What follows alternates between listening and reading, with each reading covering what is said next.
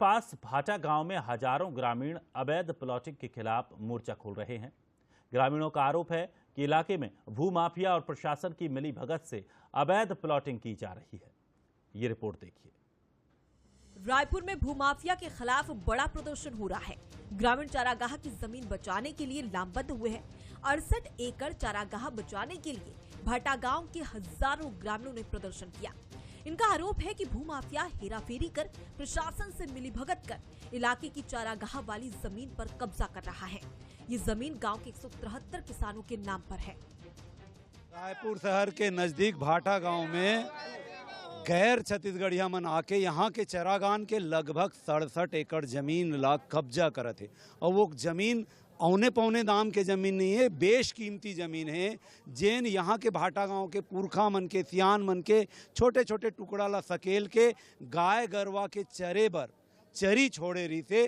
तेन जगह ला आज का चक्रम करके पूरा प्रदेश के भूइयां ला आन प्रदेश ले आके मनखे मन कब्जा करत है। सर्वसम्मति से निर्णय लिए गए है कि जतका 173 जन नाम जुड़ने वाला है तेकर नाम ला जोड़े जाही। अब ये बात ला सुनीच तो पुलिस प्रशासन और जिला प्रशासन, तहसीलदार और टीआई दोनों आयरी से मेर और आकर के आश्वस्त करे है कि न मेरे कोई अवैध कब्जा करंदन और न ही तुहू मन करो कब्जा।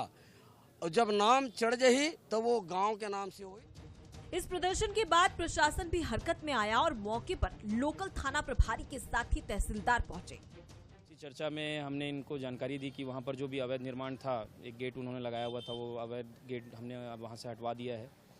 और उसके साथ में ये भी बताया कि अभी दोनों ही पक्ष, क्योंकि हमारे यहाँ उसका एक त्रुटि सुधार का केस लंबित है एसडीएम ऑफिस में, तो जब तक उस केस में अंतिम निर्णय नहीं हो जाता तब तक कि दोनों ही पक्षकार, चाहे वो ग्रामवासी हों चाहे वो दूसरा पक्षकार हो, वो दोनों ही किसी प्रकार का कोई भी निर्माण कार्य अभी उसमें नहीं करेंगे।